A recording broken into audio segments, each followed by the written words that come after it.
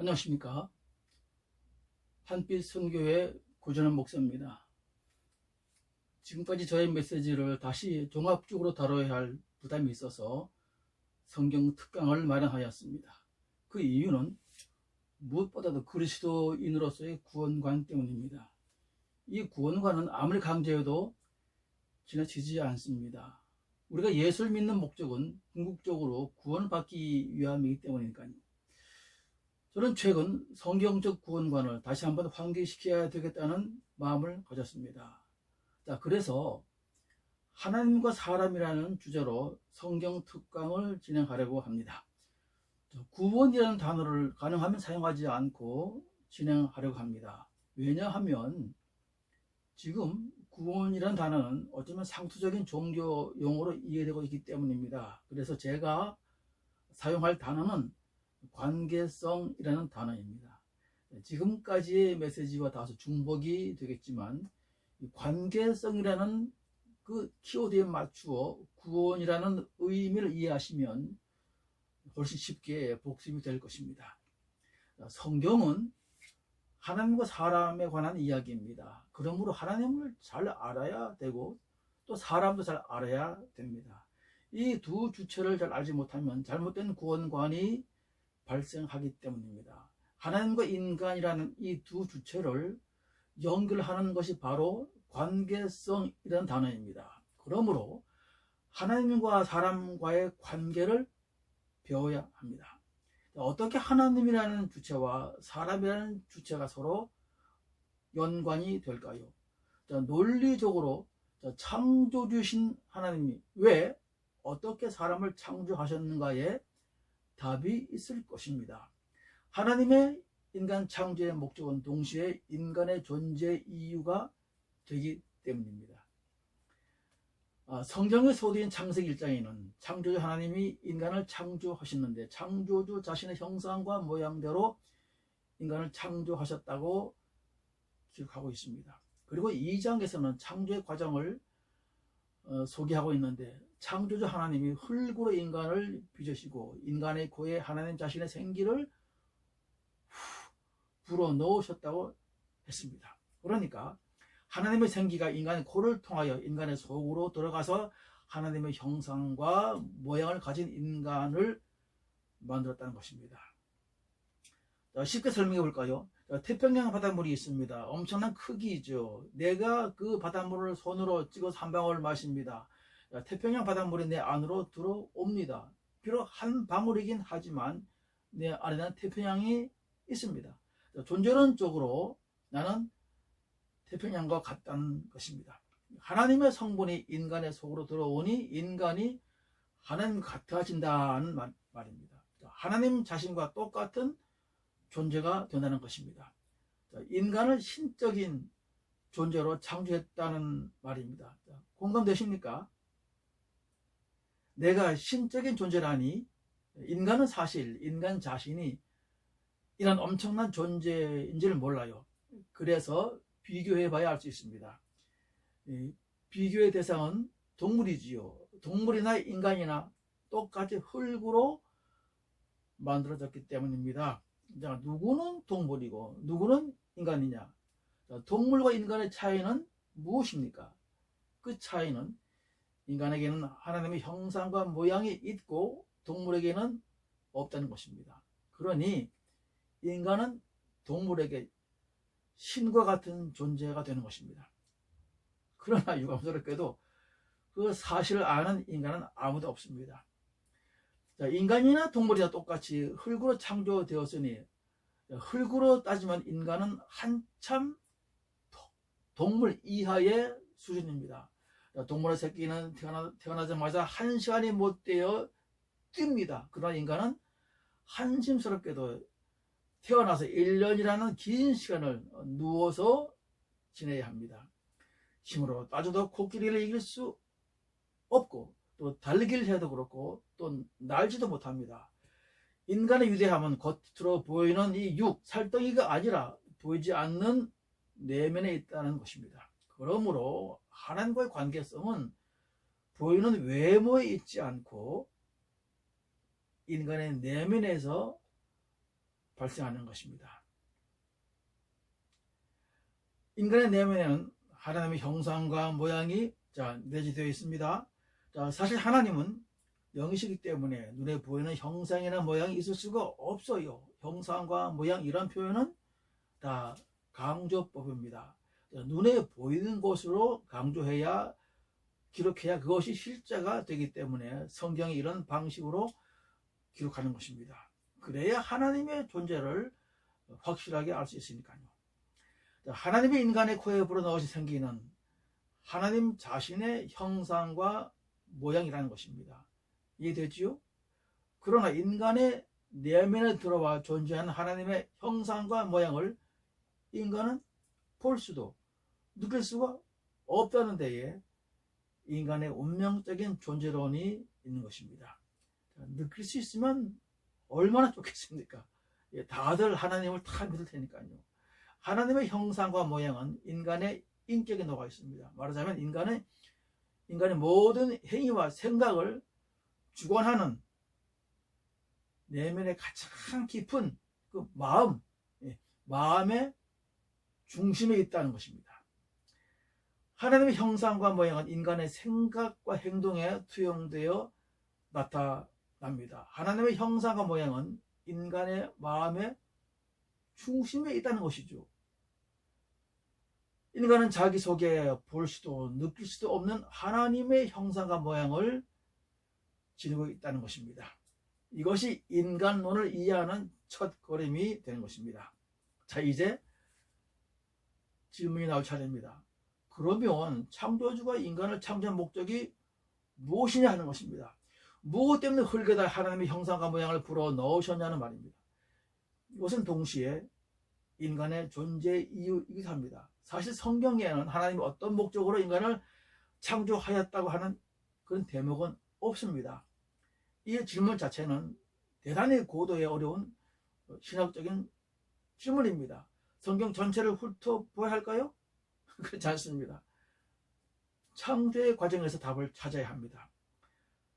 창조의 과정에서 하나님의 마음과 계획을 통찰해야 한다는 것입니다. 그래서 정교한 논리가 필요합니다. 사실 하나님을 알고 그리스도를 믿는 사람들은 경험적으로 다들 알고 계십니다. 내가 왜 존재하지? 그런 걸요. 그러나 이것을 성경의 논리로는 이해를 못해요. 왜요?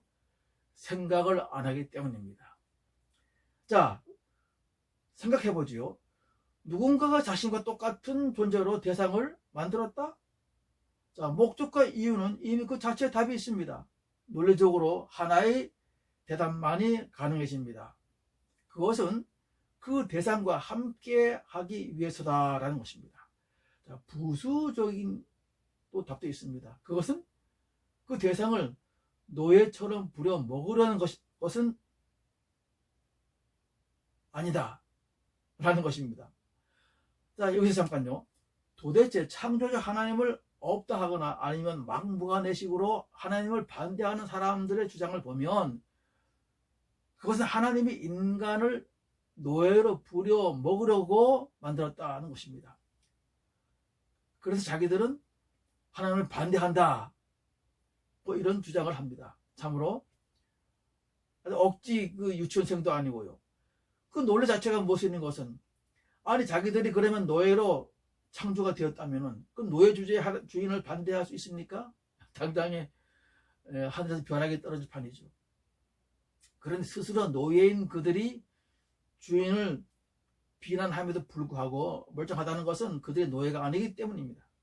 논리적으로 어떤 대상을 노예로 부려 먹으려고 했다면 자기가 똑같은 모습으로 만들 것이 아니라 조금은 못한 열등한 존재로 만들어야 하는 것입니다. 그렇죠? 네.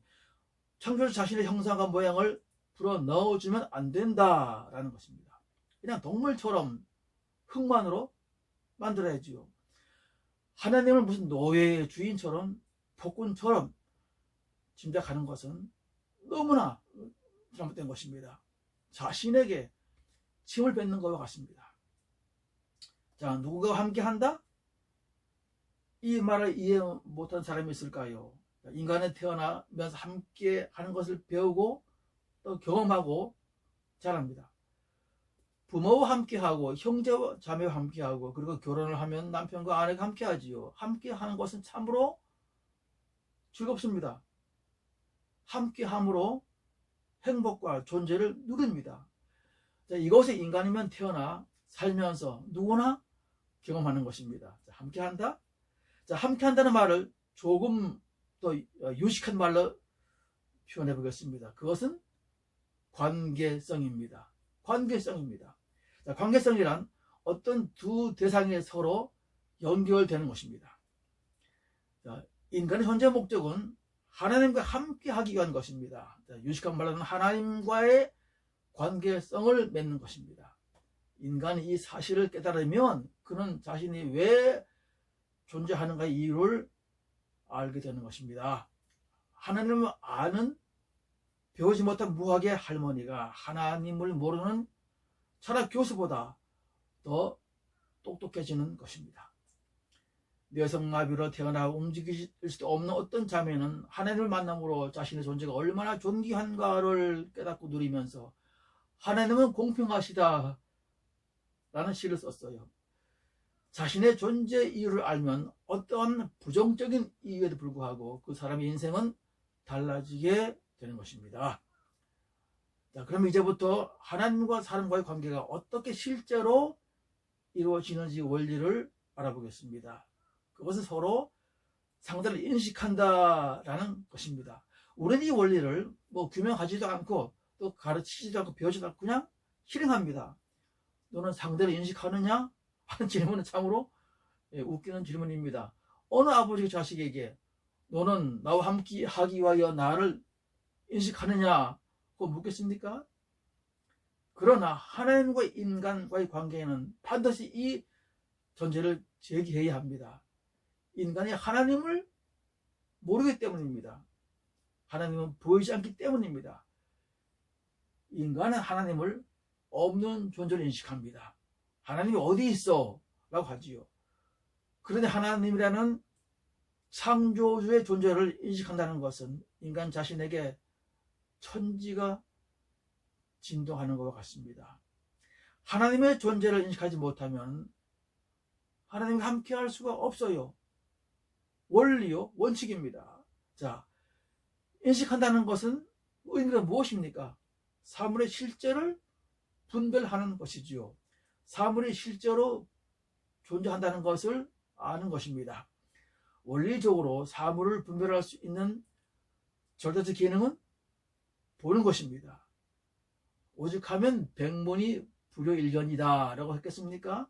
동물이든 인간이든 사물을 분별하는 것은 눈에 의한 시각입니다.